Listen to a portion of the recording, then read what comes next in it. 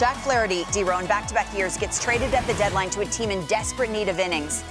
California kid has more than delivered in Dodger blue. Look at this. D-Row, we had him on the show when he was with the Tigers in Atlanta from Atlanta Ballpark Cam. Remember that? And I said the words, when your star was on the rise. And he said, I was never a star. Do you remember that? Yeah. And I thought to myself, in 2019, with the Cardinals, he was kind of ascending. He said, I have more work to do. And my goodness, he's been a godsend for Los Angeles. Your phone's ringing. And I'm sorry, can you put that on silent, please? Okay. And he's going to be probably, as of right now, he's the #1 starter in the postseason. Yeah, you're right. He's the guy with everyone nicked up. And I want to give him some love because not only has he been dominant yesterday against the Guardians, but he pitched in that division before getting traded over. He had faced them 3 times previous to that. A lot of familiarity between the two. And he was dominant again. 2-1 with a 1.07 ERA in 4 starts this year against the Guardians. And if you're going to control him, you're going to control the top of their lineup, right? So let's get into Jack Flaherty. I wanted Eric Mays to dive in on, did he attack him the same way in a Dodger uniform that he did in a Detroit Tiger uniform? What's he doing different in a Dodger uniform that he might not have been doing in a Detroit Tigers uniform? So pause this real quick. I want to bring up the first board, Devin. I don't know if it's pitch usage or just kind of his ranks right now yeah, exactly. Give me the ranks. Because I want people to understand he's a top 10 pitcher in the game statistically this year. This is MLB ranks. ERA, he's 6th with a 2.86. Strikeout percentage, 4th. Walk, 10th. Whiff, 2nd. WAR, 8th. He's a top 10 in the game. And he kind of bet on himself, and the Detroit Tigers bet on him, which I love, with the 1-year 14. Hey, come over here. We're going to teach you some things mechanically you're doing wrong. We're going to show you that you need to be more down in the zone. Location needs to get better, and you need to start spinning it again. It's what made you successful in the past, and that's what he's done. Let's get back into the B-roll. The one thing you've noticed with the Dodgers, the curveball has become prevalent. Maybe not yesterday against the Guardians, but they have definitely shown him the ability. Pause this. We're going to do some matchup work with Jose Ramirez. Bring up his pitch usage with the Tigers as opposed to the Dodgers. Take a look right here. 4-seam fastball, 44%. Everything's kind of similar, except for the curveball usage. 19% to 26.5 is a nice upswing. And when you watch Jack Flaherty, he's always had the ability to throw that nasty slider down the way. But, God, he's getting in counts and putting away guys with a sharp breaking ball. And if you're going to control the Guardians for 4 starts, you got to control Jose Ramirez. So I just want to take you through that little battle between the two. I'm going to take you back. Non-competitive pitch on May 6th. Now he goes nasty breaking ball to get back in the count. This is one of the best hitters in our sport that doesn't get talked about enough. We're going to get in a 2-2 count on a paint pellet. He wants to execute a nasty heater away, and he leaves it middle. Good pitch right there. Now give me a changeup down the way off that. He tries to challenge him. He doesn't execute the pitch. He misses over the heart of the plate, actually in, and he takes him for a bridge. As opposed to, let's fast forward to yesterday, when he's executing pitches, we'll give him that 0-1. If I locate that heater down the way and I get that even down, I might get a rollover. But you hitting a single doesn't hurt me, Jose Ramirez. I just can't have you take me deep in a big spot. So right there, an 0-0 heater away, then a changeup off it. Again, another changeup, a little slider to get me back in the count, and then he gets nasty with a back foot slider right there. So Jack Flaherty, I don't know how Doc Roberts is going to lock in his starting rotation for the postseason. He's got 21 games to figure it out. And I'm going to get to the fact that I don't think necessarily it's going to be monumental who takes those starts, because their bullpen is absolutely stacked. But Jack Flaherty certainly in line to potentially get game 1. Shohei Ohtani.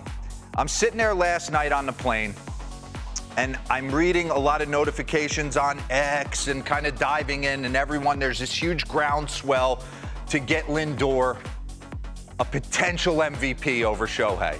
Like, we're being bored by what Shohei's doing. And then I just had to go to his baseball reference page and say to myself, We're watching Barry Bonds at the same time. And oh, by the way, he's recovering from Tommy John, and he's a top 10 starting pitcher in the game. He'll strike out 250 batters next year. Go look at his numbers. It's grotesque what this man is doing to our sport on a daily basis. So I want to love on him a little bit. He's got 46 home runs, 46 stolen bases, and not only that, we rave about Aaron Judge's prodigious power. Ooh. I mean, this guy's hitting balls to parts unknown. It's 0-2 against Merrill Kelly. Then it's a backdoor breaking ball dead center at Chase Field.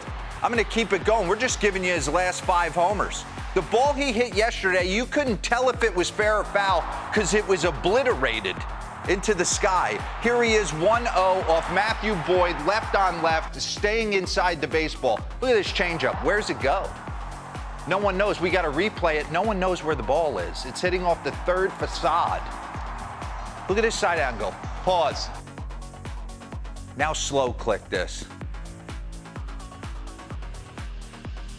Just reaches back right there. I mean, just everything coming through that baseball. Utter destruction. I mean, phenomenal. All right, you can run it. So he's got 46 tanks, and then he's stealing bases. So he decided, okay, I'm not going to help the team on the mound. I've normally been a 40-homer, kind of 18 to 20 stolen base guy. Well, if I can't help him on the mound, how can I get better? Oh, I know how I'll get better. I'll steal 50 bags this year. Pause this real quick before we get into the Bonds comparison. Bring up his stolen base percentage board. 2021 to 23, 57 stolen bases in 82 attempts, 69.5% success rate. Look at him now. So when he puts his mind to deciding he wants to kind of conquer a certain tool of the game, he's the best in the world at it.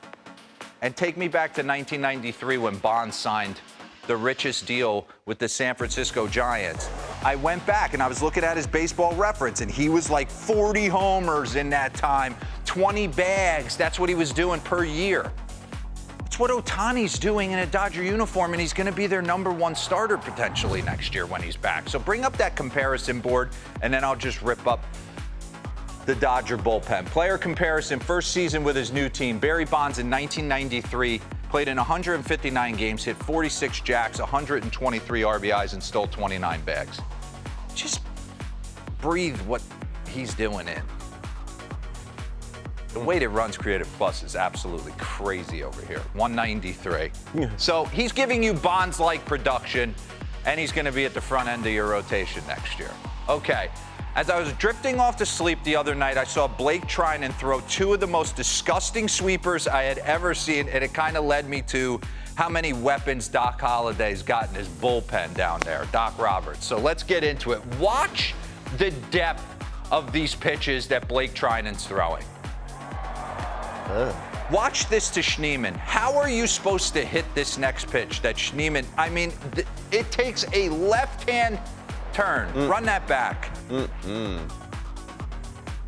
Just now run it again. I want people to understand. This ain't rolling. You're looking for it rolling in the zone. This is a hot left-hand turn and gone.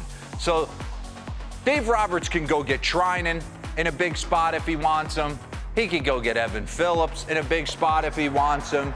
He could go get Daniel Hudson, who's closed out the 2019 World Series. He can go get Michael Kopech. He's got lefties in Banda. He's got lefties in Vesia, who's throwing an invisible fastball. Evan Phillips has got closing in his day.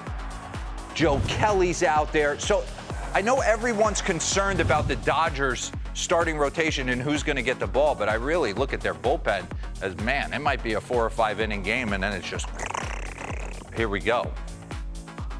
All right, let's take a look at the last board. Bullpen ERA. The Guardians are on there. Pods are there as well. I don't think the Dodgers are getting enough love for kind of the bullpen they have. Yeah, also Cubs and Dodgers begin a series tonight. Walker Buehler will get another start for Los Angeles, so another important start as he tries to work his way back from a injury-filled 2024 campaign.